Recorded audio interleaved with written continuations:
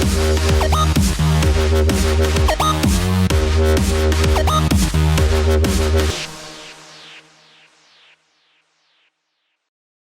guys, so here we have another boot to review, and this green goblin right here is the Lange XT Freetour. So the Lange XT Freetour is just as the name suggests. It's a freeride boot with touring capability, and it is one of these boots that we're getting lately that really has combined the ability to do both, and I think Lange has done an outstanding job with this one. So this boot is available in two different lasts. It comes standard in their 100mm version, but you can also get a narrower 97mm last. Also, there is two different flex options in this boot. There is a men's and women's 110 flex version, and then there's this one, the 130. Now, although this boot is very similar to what Lange have had in the last couple of years with the XT series of boots, the Freetour is actually changing it up a little bit. So let's dig in and break down what they've done to this boot. So overall, we have a lower profile construction than the regular XT. We have a cuff that sits lower on its hinge points, and we're also seeing a lot of differences that Lange's put into it in the way of saving weight. Now, the plastic used in this boot is a Grilamid thermoplastic. So that's a plastic that remains nice and light, but still retains a good impact strength. Now, interestingly enough, that's a plastic that you'll find most commonly used in the making of eyeglasses. So the more you know. Anyway, what we're looking at with this boot is a mono-injected plastic, so single type of plastic used throughout the whole mold, and we actually get the low-tech inserts molded into the toe lug of this boot. And weight-wise, we are looking at 1,790 grams in the 26 size. So 1.7 kilos. So taking a closer look at the liners. Now this liner is actually stacked with features, so you're gonna have to bear with me as I run through them all. But we're looking at a liner that is made from Ultralon foam. So that is a material just like what you'll find in Intuition liners. So we get a liner that is really light and really moldable around your foot. Now, other features include neoprene toe box, which is quite anatomical, so pretty nice for the big toe there.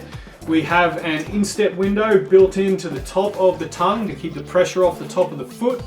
We have a removable spoiler on the back that's attached by Velcro, so whether you want to use that or not, or you can move it up and down, a couple of degrees extra forward lean. We have grab tabs on the back of the liner and the front of the tongue, which is just going to assist you in pushing down, getting your foot into the right position.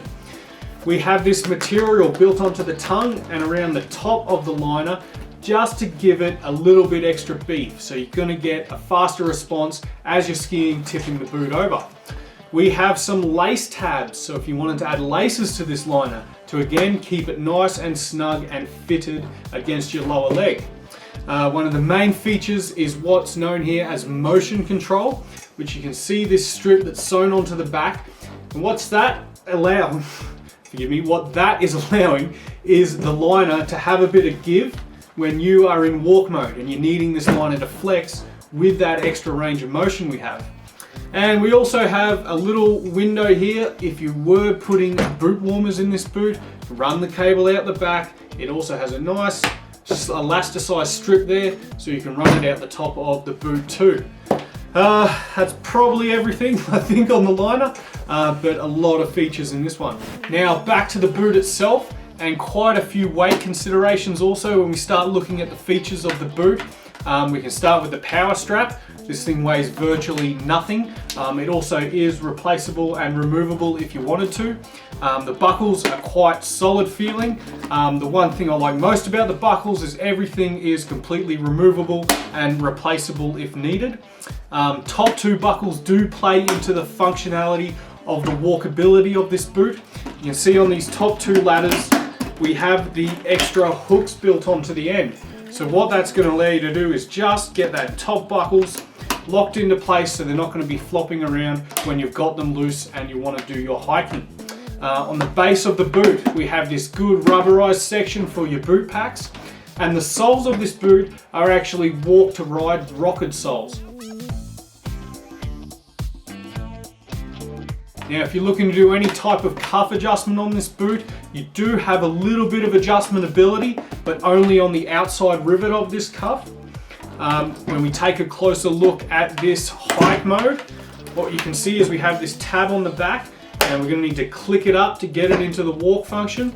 And it doesn't actually engage into place because of the interaction of the two metal pieces in the back of this cuff. You need to flex forward for it to click out, and then it's going to release. Now, the range of motion is actually quite good on this boot. We're looking at a 43-degree range of motion, which is going to be awesome for your climbing. Now, in the base, we do have a full plastic boot board, and stance-wise, what we're looking at is actually quite upright at 3 degrees of ramp angle and about 12 degrees of forward lean before the spoiler on the liner. Now, there's not really much I can pick apart on this boot when it comes to negatives. I was speaking earlier about the liner and how nice and anatomical it is. I think one negative you'll find is just how narrow this shell fits in the toe box. Kind of a mismatch. It's kind of where the XT has that little bit more forgiveness in the front of the boot. So we are looking at a closer, snugger, tighter fitting boot in the XT Freetour. Another thing that may become a negative is if you are going to be doing some climbing in powder. Now, we do have a waterproof seal in the front, just like any other Lange traditional boot, but we don't have anything to aid in sealing up the overlap on the lower shell. So we do run the risk, as if you're in deep snow and you're hiking and you want to have your buckles loose, that snow could make its way in there, and then you could get wet feet as a consequence. Now, that is two pretty minor infractions on what overall I consider to be an exceptional boot. Now, it is one of those boots this year that is bringing it all together with the right combination, feeling like a solid alpine boot while you're skiing, but having that touring capability. Highly recommended for someone who's an aggressive skier, who wants to get into a bit of their own terrain, or is doing a bit of touring into the backcountry. This is going to be a great option. Now, I'm pretty excited about this boot. I think it's a big jump forward. It's going to work exceptionally well for a lot of people, and I can't wait to have a ski in them myself. So I'm going to give this boot a rating of 8.5. Cheers. Catch you in the next review.